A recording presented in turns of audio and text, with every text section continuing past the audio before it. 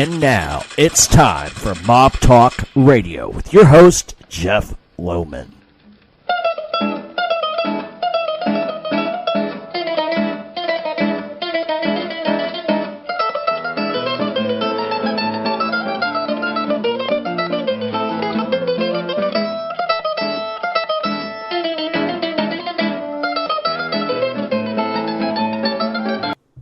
And welcome to Mob Talk Radio. I'm your host, Jeff Lohman. Now, normally I do these radio shows on Monday, but because I have a busy week coming up this week, and I'm going to talk about that rather than go into mob news, there is some stuff to report, but I'm not going to do that today. More or less, what's going on is a lot of people know that I've been talking to John A. Light for a while and trying to get him on the show, but his schedule has just been so crazy with what he's doing. I finally have John A. Light, who's going to be on the radio show on Wednesday. I normally, like I said, I don't do radio shows on Sundays. I typically do them on Monday mornings, and then I let that sit throughout the week, and then I get ready to do the whole thing over again on Mondays. So what we're going to do today is we're going to cover Vincent the Chin Gigante, and we're going to talk all about his life and some of the historical references when it comes to him. And Vito Genovese and Carlo Gambino, so it all kind of wraps up into one. So if you're a fan of old school mob talk, you're going to love this show today. If you're expecting to hear some new stuff today, it's not going to be necessarily new stuff. It's historical references, and I know some people like that, some people don't. But for those that like up-to-date stuff, on Wednesday we have the one and the only John A. Light, former Gambino crime family associate. If you have not gone out and gotten John A. Light's book, Gotti's Rules by George Anastasia, you need to go right out to Barnes & Noble, your local bookstore, go to Amazon, download it, buy it, read it. It's a great book. We're going to be asking John a lot of questions on Wednesday. And for those that suspect or even think, because I know there's going to be some that are going to say this, John and I have not discussed what we're going to talk about. The questions that I have for John, he doesn't know about, and that's the way we're going to keep it because we want spontaneity, and that's what we're going to try to achieve. A large part of that show, I'm sure, is going to involve John talking about the Gotti family. There's a lot of drama around that, so we're going to get to that. But Wednesday, I'm going to have John. It's not going to be a live show, and I'm also not going to edit the show either. Whatever comes out of his mouth comes out of his mouth. Whatever I say comes out. I don't want to have a radio show where I just sort of act like a robot where he says what he wants and I edit it to sound better. I'm not going to do that. Whatever he says, whatever I ask, that's the way it's going to be. Keep it real. So Wednesday at some point, because I haven't gotten with John on the time when we're going to do this, but it will be out either Wednesday night or Thursday morning. So with all that being said, if you want to hear from the man, the myth, and the legend himself, Wednesday is the day to hear it. So we're going to talk about Vincent Chin Gigante today. So we're going to take a short break. When we come back, we're going to get into Vinny Gigante.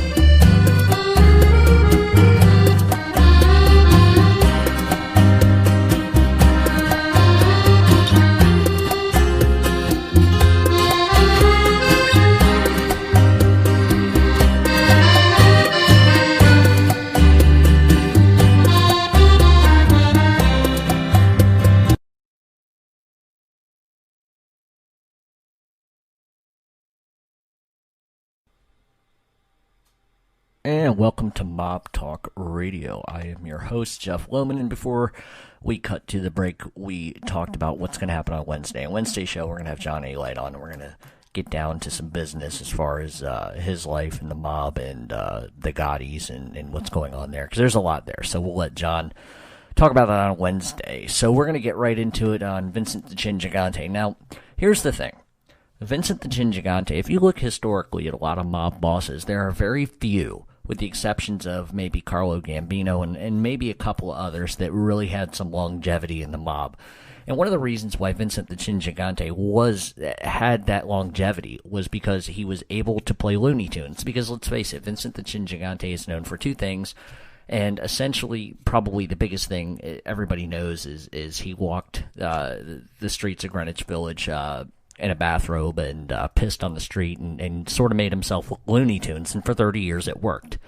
And it essentially kept him out of prison. Now, ultimately, he ended up dying in federal prison in 2005, but he had an incredible run. And when you go back to your childhood, there in that life, there are guys that you sort of grow up kind of idolizing. And for me, unfortunately, because I didn't know any better, I thought John Gotti Sr. was the guy. I mean, he had the suits, he looked good, he seemed to have a swagger about him, and everybody in Queens knew who he was. And that was the guy that I think a lot of kids wanted to emulate. But what you didn't realize at the time growing up was John Gotti's big mouth was going to get John Gotti in a whole lot of trouble.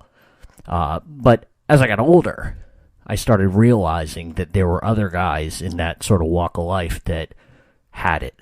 And there are guys that Dominic Montiglio says wearing it. And Vincent the Chin Gigante was one of those guys. He didn't need to wear it. He was like Carlo Gambino. He could just operate and do his thing without, calling a lot of attention to himself. And it worked for a very, very, very long time. Now, unfortunately, when we talk about Vincent the Chin Gigante, one of the things we unfortunately kind of have to do, and I say unfortunately because a lot of people, when I do this show, want to hear directly about who the topic is. But in order to understand who Vincent the Chin Gigante is, you kind of got to understand how he came to the life, what he had to do as far as to get himself to that upper echelon level. There are people he had to step on. There are people he had to work with. And, of course, everybody knows about the Costello hit. In a lot of circles, that's almost a laughable hit, only because he walks into the hotel there, and Frank walks in, and it's for you, Frank, and shoots the gun. Frank moves his head at the last second, and he grazes the side of his head. Whereas that may be laughable in certain circles because he couldn't get the job done, it was enough to elevate him, to put him in a position to eventually take over the Genovese crime family. So, what do we know about Vincent the Chin Gigante? Well, he was born in 1926 in Manhattan. He died in 2005 in Springfield, USP. His reign literally was from 1981 to 2005, even though he was back in the mob as early as the 40s. So this is a guy that had a very, very, very long career. But, like I said, in order to kind of get there, we have to know all the players, surrounding him. If you go back in time, a lot of people don't know, but Vincent Gigante really started kind of as a boxer. Between 44 and 47, he had 25 fights. He was an okay fighter, average fighter, big, beefy guy with big hands. So, but he was also he was also an enforcer at the time for the Luciano crime family, which was obviously Lucky Luciano's family before it came Genovese's. But the whole idea here about sustaining indictments and sustaining being arrested and sustaining a crime family is being able to stay off the radar. Carlo Gambino was excellent at doing that. He spent his whole life in the same humble house, even though he did have a house on Long Island that was very nice. He was able to just stay off the radar, stay silent, and run his crime family and let everybody do what they had to do. And it didn't matter at the time whether the FBI knew Carlo Gambino was running the crime family. There was nothing they could do to get to him. He didn't put himself out there. Vincent the Chin Gigante, early career in the mob, probably did some things and put himself out there, but they ultimately elevated him and led him down the path to becoming probably one of the craftiest and most shrewdest mob bosses ever. If you go back to in the 50s, he was a part of a Greenwich Village crew, and it was overseen sort of by Vito Genovese. At the time, Vito was a captain in the mob, or a capo, if you want to put it that way. And one of the things about Genovese that maybe people know, maybe people don't, is Genovese's big problem was, I think he expected to automatically have that respect, and I think he was a killer, first of all, and a huge drug dealer. And I think that a part of Genovese's rise in that family had mainly to do with the fact that he wasn't going to be patient. He wanted it was going to be done like that. And I think he wanted to take control, literally, of the crime family at the time by force. And ultimately, he did. And ultimately, he also paid the price for it. And that's kind of how that all kind of came together. But if you look at the highlight reels, especially of the way this all went down, the way to really, really, really break it down simply and easily without giving everybody like 18 pages of notes, is to look at Genovese and the type of guy he was. One of the big things with Genovese is he wanted to take a run at leadership, and the problem was at the time there just wasn't a whole lot of room for him to maneuver. And one of the ways that Genovese seemed to think that taking over was the best way to do was start killing people. And the problem is you can't just run amok like that and start killing people at random and expect to succeed to the throne, so to speak, and last a long time. And one of the things that happened was Genovese had gotten in some trouble for drug dealing, and Genovese ended up in prison for a while, and he was released in 1946. And Lucky Luciano, they sort of let him back into the crime family. I don't know, obviously I wasn't there in 1946, but they let him come back to the crime family. But the big problem was at the time Frank Costello was running the family along with Will Moretti. And one of the problems was when Genovese got out, he wanted to regain whatever power he may have had. And Costello was not about to give it up, and neither was Moretti. But what they did do is sort of elevate him to a captain and gave him more responsibility, but that wasn't enough. In 1951, Moretti was actually assassinated by the Mob Commission, and the reason why is because he testified during the U.S. Senate Kefauver hearings. And one of the big problems with that was, and if you can go back in history and watch all those hearings, because Frank Costello was a part of the hearings. Every mob boss, probably from L.A. to New York to Rhode Island to Florida, had to take part in those hearings. And we're not going to go into the hearings. But at the end of the day, Moretti ended up testifying. The mob didn't really like what he had to say, so they killed him. And at that point, excuse me. At that point, Costello didn't have any choice but to kind of sort of elevate Genovese to the underboss. And the minute he did that is when Genovese wanted to move. At some point during the 50s, Genovese decided, that's it. I want this crime family. It's mine. And if you go back and you can check out some YouTube videos, there's some stuff that documents it pretty well. But he wanted the power. And so what he ended up doing was trying to move against Costello. But the problem was, in order to remove Costello, he needed to get rid of Albert Anastasia.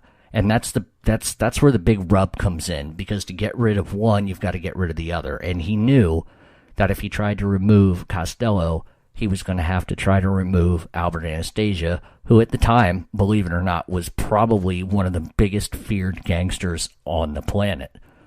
So what Genovese actually ended up doing at the time was he got together with Carlo Gambino, who at the time was Albert Anastasia's underboss, and they kind of came together with an agreement that they were going to rub out Anastasia. And everybody knows how that kind of worked. Anastasia went in for a haircut and got his head blown off, and that's sort of the way that went. And at that point, Genovese could move on Costello, and what he did was he went to Vincent Gigante and essentially asked Gigante to rub him out, and we all know how that went down because we talked about that at the top of the show.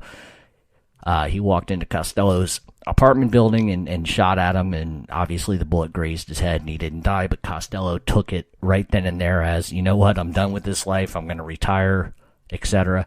And what that essentially enabled Genovese to do was to take over the crime family, and then it also pretty much brought Vincent Gigante into that life to, what's the word I'm looking for? It just enabled him to move up the ladder, so to speak. And so, whereas the hit in some ways was sort of a failure, it enabled Vincent the Chin to kind of become who he was. Now, as far as we move past, as far as that goes after the fact, is that the problem with killing Costello, or trying to kill Costello, sort of upset the commission, and it became sort of a big problem. And so what Genovese, what he wanted at that point was he wanted himself to be recognized as the boss. He wanted Carlo Gambino to be recognized as a boss, and that's where the whole Appalachian thing comes into effect. And if you know anything about that, it's where hundreds of mob guys met at a farmhouse up in upstate New York. Undercover cop sees all the cars and New York plates and gangsters, makes a call, there's a raid, and now all of a sudden you know that the mob exists. And one of the problems is that Genovese was effectively blamed for that whole entire thing. Had he not been selfish enough to want someone to validate him, none of that would have happened. And Carlo Gambino was smart. He skipped. He didn't go. So all of a sudden, now you've got Genovese, who wanted this whole entire meeting. Now the mob is known about, everybody knows about the mob now, especially on a public level, which is what the mob didn't want. And Genovese sort of took the heat for that. And it ultimately, what it would lead to at the time was it would lead to Carlo Gambino, Tommy Lucchese, and a couple other guys sitting here saying, this guy just ruined us, and there's got to be a way to get rid of him. And Genovese, by trade, was still involved heavily in drugs, and he was reckless. Reckless to the extent that he would murder anybody for anything, and the commission just reached a point where enough was enough. And so, like I said, Tommy Lucchese and Carlo Gambino arranged for him to get sort of into a drug deal kind of thing. And what ended up happening was it was a huge setup, and he got arrested, and he ended up going to prison for the rest of his life because he died there. And so it was their way of controlling him. And I think even from his prison cell, he was having people killed because he was so upset because he felt betrayed. But what he didn't realize is the betrayal came from everyone around him. He was just reckless, and they didn't really want that. And so what ended up happening as a result is Vincent the Chin Gigante took over. And for a time, I think that Vito Genovese tried to run it from prison, and it just didn't work. And so then we have the arrival of Vincent Gigante. And one of the things that, and I have to step back for just a minute, because one of the things that Genovese did do, even though when I tell this story, it doesn't seem like it, he was able to put out front bosses. And that it seems to be the systematic role that the Genovese crime family still to this day does. They'll put 3 or 4 guys out in front. Meanwhile, the real boss is sitting behind the scenes. And it's just a way to infiltrate yourself from the FBI and from eyes and ears. And that's been the system that they've used to this day. And that's what Vincent the Chin Gigante did. He isolated himself. I mean, he's the kind of guy that said, if anyone ever mentions my name, you will be killed on the spot. And that's the way that he ran things.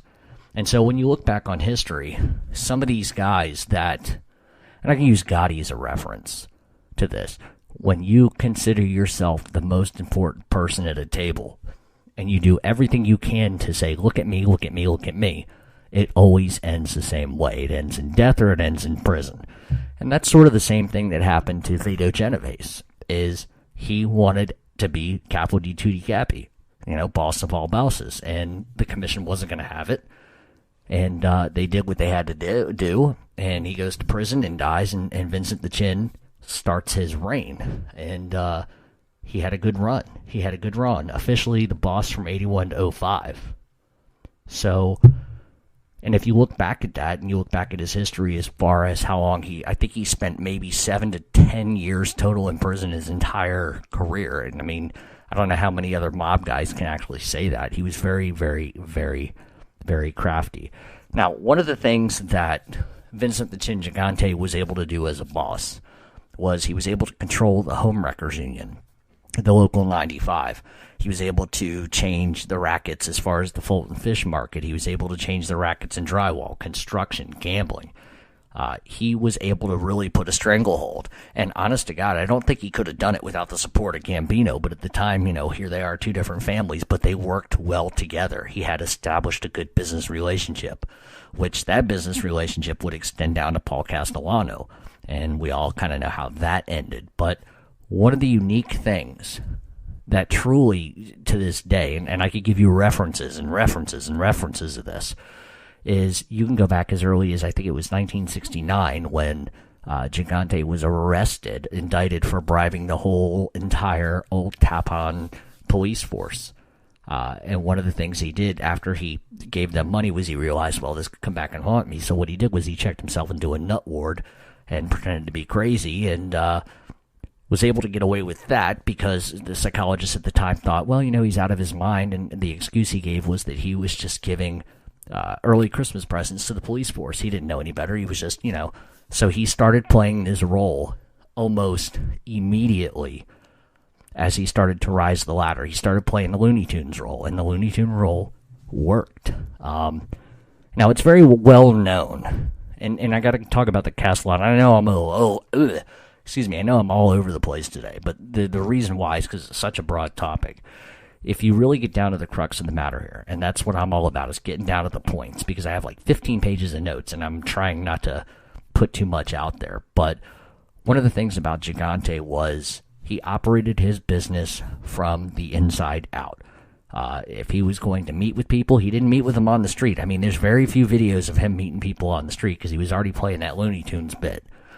But one of the unique things is to even talk about him, you scratch your chin, you point to your chin, you make a C with your hand and your thumb and forefinger. You did not mention this guy's name, and he instilled the fear that if they did, they would die.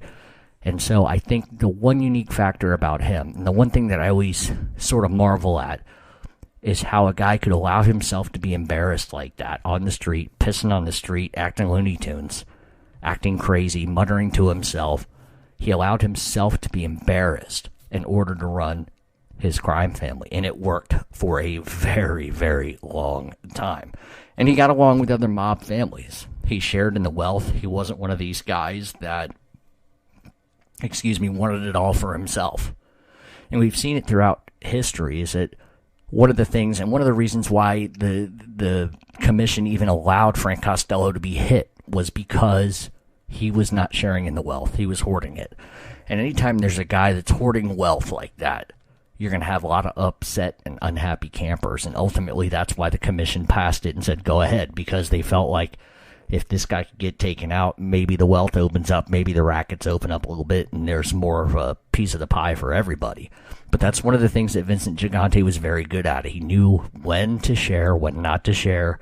He knew when to put his foot down and when not to put his foot down, because your enemies never come. The betrayal never comes from enemies. It always comes from within. So if everybody is happy and everybody's making money and doing what they need to do, there's no reason to go after somebody. And that's the way he ran things. I mean, I'm sure there was, and I know for the record, there were a lot of disagreements and a lot of sit-downs over construction rackets and stuff like that. But for the most part, they sat down, they cut it up, and this is how it was dealt with.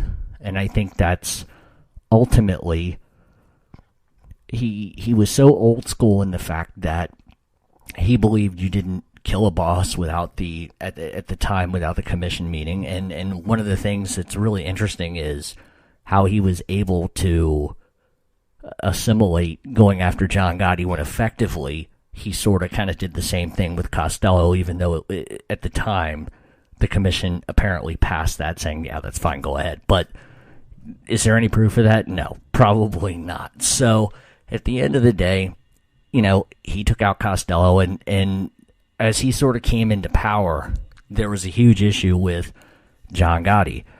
And the big issue with John Gotti is he didn't, from his perspective, and I'm not going to speak for him because I don't know the guy, I never did, but from his perspective, a mob boss isn't out front. A mob boss is behind the scenes. Doesn't matter what the perspective is, because the people around you know who you are. The people in that life know who you are. And I think that there was a story I heard when I was a kid that John Gotti sat down with Vincent the Chin Gigante at Gigante Social Club. And they were there to talk about some sort of construction job and about splitting proceeds. And John Gotti looked at him and said, hey, I made my son. And as the story goes, when John says that, Gigante shakes his head, puts his head down, and says, I'm really sorry to hear that. Because I think from Gigante's perspective, you didn't put your kids in that. The whole idea was, I'm going to spend my life doing what I got to do so that my children and my grandchildren never have to do what I've done. I'm going to set them up so they never have to worry again. And we can argue the morality of that all day, but I think there's some legitimate... I really do think there's a legitimate strong point he makes to John Gotti Sr. of I'm really sorry to hear that. Because look at how that all ended. That didn't end well. So, as Gigante moves forward in his career, there are a couple things that he did that when we look back historically, we can marvel at, and there's some things that sort of scratch our heads. The really big thing, obviously, is the Castellano hit. And I think that because he had such respect for Carlo Gambino and they were so good at getting along and working together, and obviously both of them were able to climb the ladder, coming together to help rid themselves of Anastasia and Costello, I think there was a big mutual respect there. Now, we can argue all day long that when Paul Castellano took over the Gambino crime family, that maybe necessarily he wasn't a street guy, maybe he was a businessman. But maybe in some sort of ways, and we're seeing this more today, is there's still street guys, but the really good guys are the guys that just can work a business and bring in money. Because ultimately, at the end of the day, this has always been about money, and it always will be. So I think that when Gotti moved on Castellano, and this is a point, and I want to bring this up. I told myself I wasn't going to do this. The reason why Castellano was hit by Gotti was because Angelo Ruggiero, John Gotti, Gene Gotti, they were all selling drugs, every single one of them. And Ruggiero was caught on tape talking crap about Castellano, talking crap about selling drugs, and Castellano wanted those tapes. And Gotti knew if those tapes go to Castellano, we're all going to be killed, because that's going to be the way it is. Because Carlo Gambino said no drugs on sentence of death. And that's exactly what happened, because there's going to be Gotti supporters that are going to tell you that's not true, but that is very true. It's public knowledge, it's court transcripts, it's on wiretaps. So anybody that says that that's not true, they're full of shit. That's all I'm going to say about that. So Gotti goes ahead, and he moves on Castellano. And he didn't get commission sanction on that, which meant that every other mob family was going to go after him. And, Gigante did. Gigante was responsible for the car bomb that blew up Frankie DiCiccio.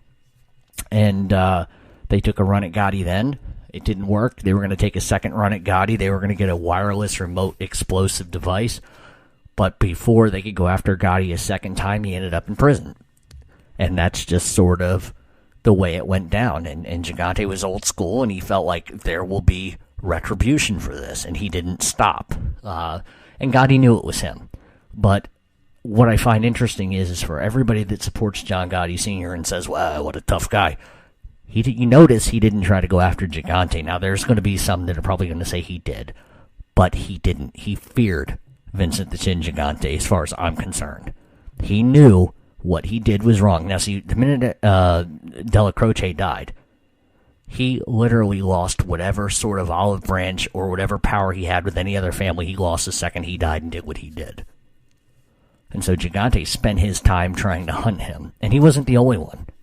Gaspipe Casso went after Gotti. Gaspipe was going after him too. The Lucchese's were going after him. Lucchese's, were going after Gotti. Because there are certain things that you don't do in that life. And that's where the mystique of John Gotti sort of gets lost for me. He didn't earn it. He tried to take it. And at the end of the day, his own mouth got him locked up. And so for the next couple of years, Gigante does what he does best, acts Looney Tunes. Every time the FBI tries to nail him, he fooled 20-some psychiatrists from UCLA, Harvard, Boston College, Providence College, you name it, Temple. They all thought he was crazy, schizophrenic. He was able to fool them. He was able to fool every single one of them. Now, the other thing that Chin Gigante is really known for, and this kind of goes to the Philadelphia mob a bit, when Angelo Bruno was killed, Gigante had the same reaction as he did when Castellano got killed. He immediately dispatched people to kill people. Antonio Caponegro, killed. Gigante went after all of them, killed 3 of them.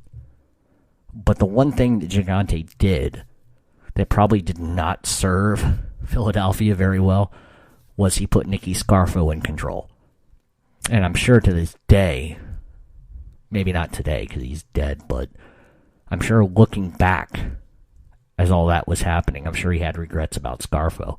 Because what he essentially did was he put a John Gotti in charge of a crew in Philadelphia. The difference being is Scarfo would just kill anybody. Gotti, he'd have other people do it. But that's the whole point. And Scarfo killed people to keep them in line and keep them in control. Gotti did it as an ego boost. Those are the difference between those two. But Gigante at that point, after the whole Scarfo thing and after Gotti goes to prison, Gigante becomes the guy.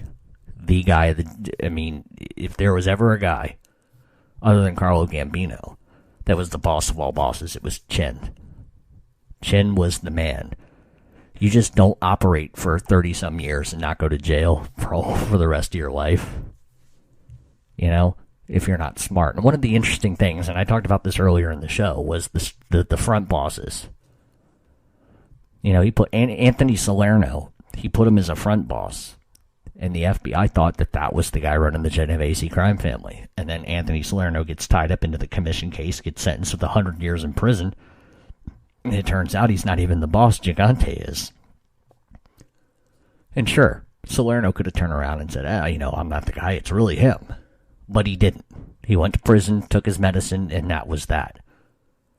And I can't think of another mob family, honest to God, I can't, that happened to exactly that way, where somebody didn't turn around and say, no, you got the wrong guy. Salerno took it, dealt the 100 years, went to prison, died in prison, and Chin was able to just continue motoring along. He was really instrumental. Completely instrumental in really tying up the rackets. One thing he was really good at was knowing when the right time to get involved in certain rackets, and then there was a time not to. There was a time when they were replacing all the windows, in Manhattan. And, he gets his foot in the door there, and he controls the bid rigging there, and it's a $170 million project. They talk all the time about Sammy Gravano and all his construction and all of this and that. But what people don't realize is Sammy Gravano never would have been able to do all of that without the approval or consent or without Gigante with his hand out saying, you're going to owe me some. And so as Gigante goes through life, one of the things he did was you would see him walking in the streets in New York during the day in a bathrobe, muttering with a beard, blah, blah, blah, blah. But what the FBI started noticing was at 3 o'clock in the morning, a Buick or a big Lincoln would show up, and he'd walk outside with his bathrobe on, get helped into the car, but they would notice that underneath the bathrobe was a sharkskin suit. And what Gigante was effectively doing is at 3 o'clock in the morning, he's getting a lift to his girlfriend's house, and he's going to go spend the night with them and get up in the morning and come back and play Looney Tunes. And I think ultimately that would have lasted, but mob guys rat, they tell. That's just how it goes. Philip Leonetti testified against him. Sammy the Bull Gravano testified against him. Cafaro testified against him. And that's the thing. He insulated himself so well, but eventually, too many people have too much to gain by not getting in trouble. And that's how it all goes down. And one of the unique things about Genovese is he could have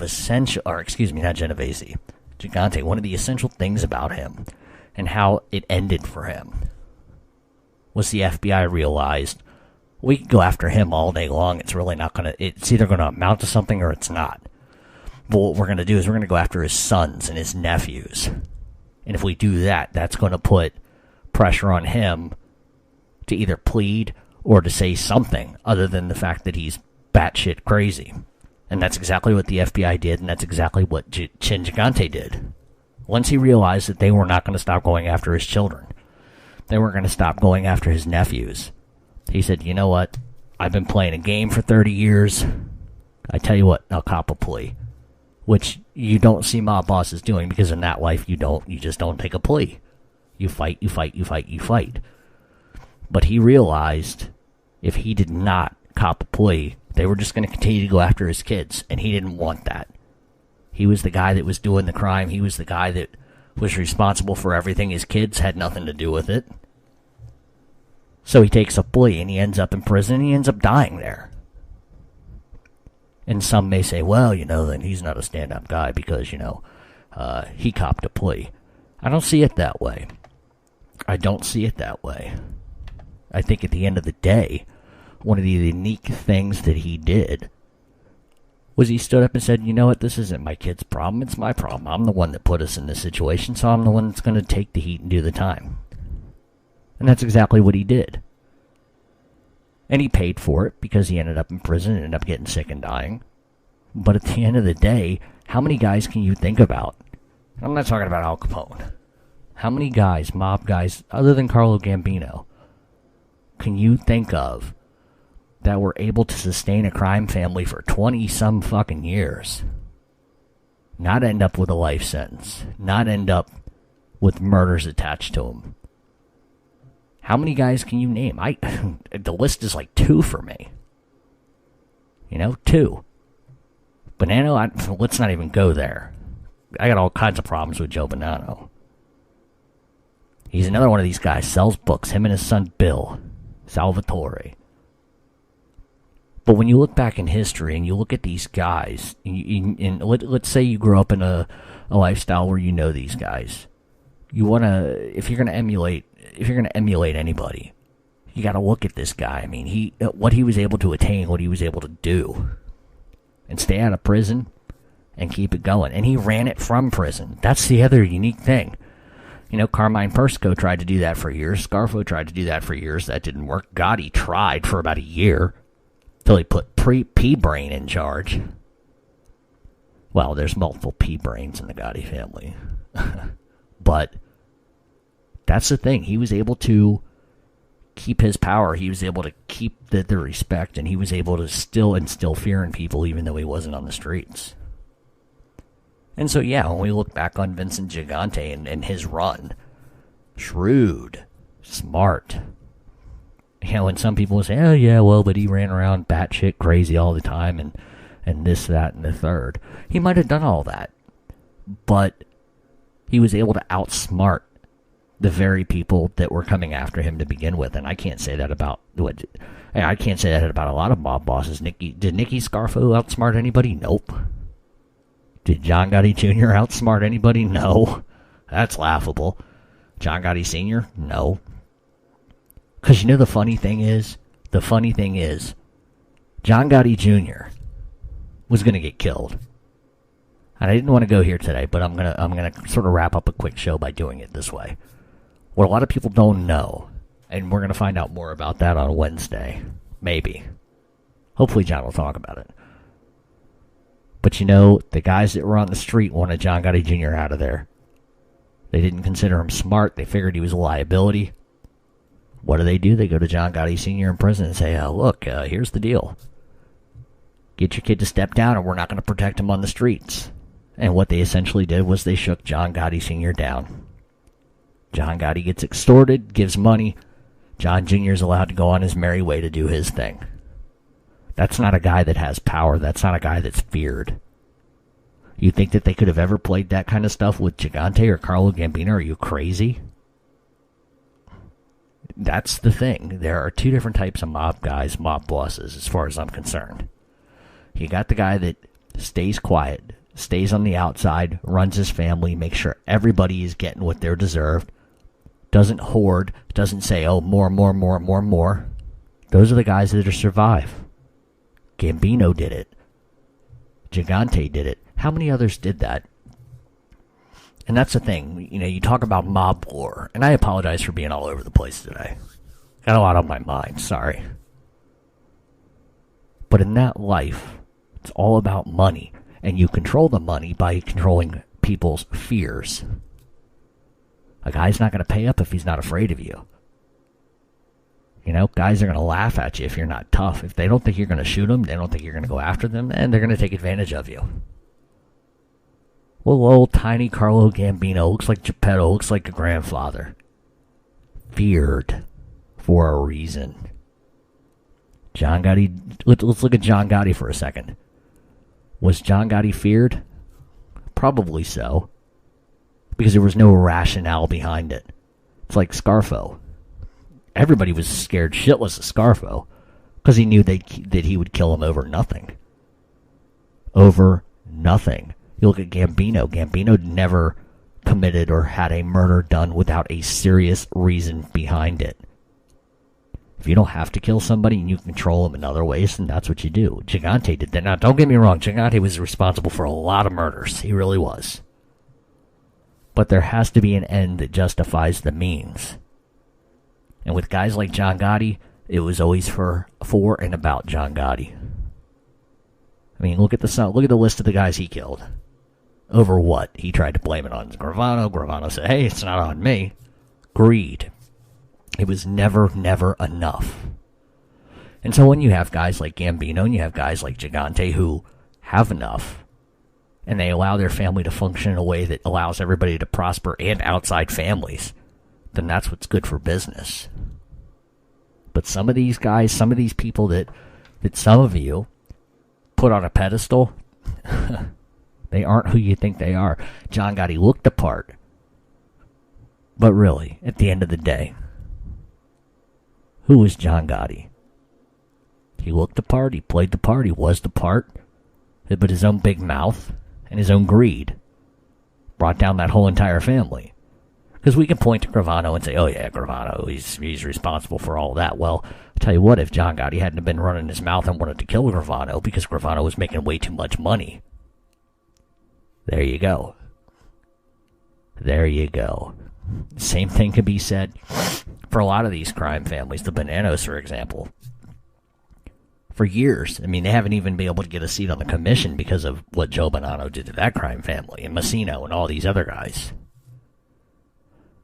And so when we go back in history, and the whole point is that if you're going to grow up around that, and you want to sort of, and I mean this very loosely, pattern yourself after somebody, believe me when I tell you that patterning yourself after John Gotti Jr. is laughable at best.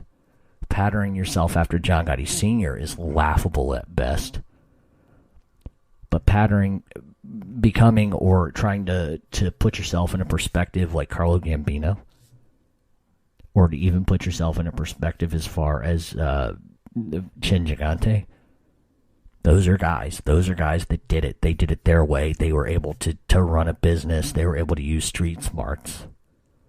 You don't go running out on the street having walk talks where everybody, including the FBI, can see. You don't sign autographs, because everybody wants to point at Gravano as bringing Gotti down. And I don't have a whole lot of respect for Sammy Gravano either. But at the end of the day, life is what you make of it.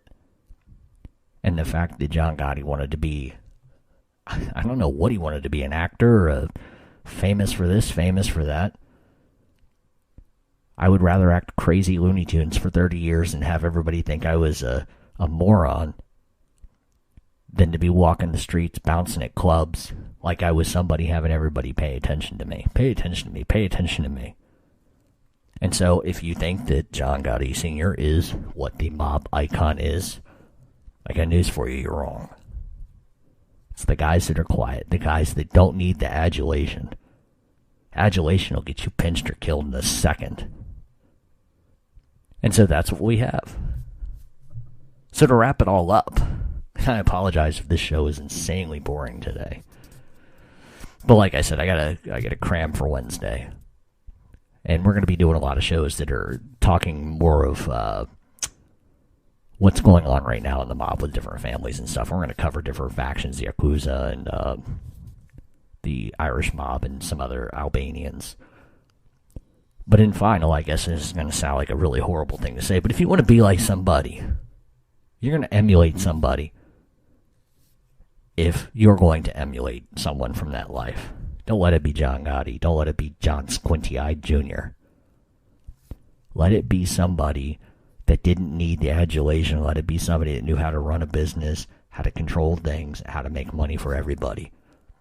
Because believe me, in this life, if there is such a thing still, which there is, money is everything. Power, respect comes with all of that. But the end of the line is money. And the best examples are the guys that don't go to jail.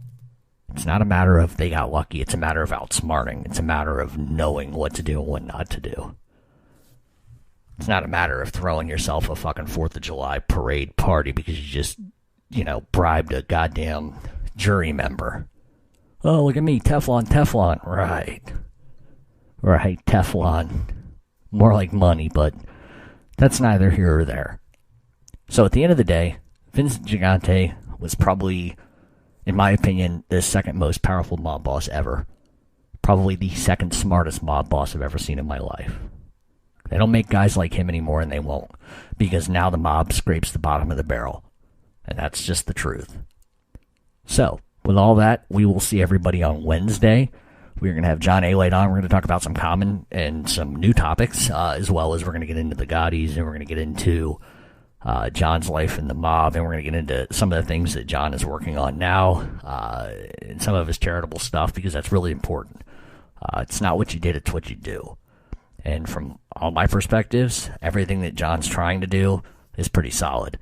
You don't see the Gaudis doing that. So we'll see everybody on Wednesday. Once again, I apologize. The show was boring today, but you can only kick a dead horse so many times. So thanks for listening, and we'll see everybody on Wednesday.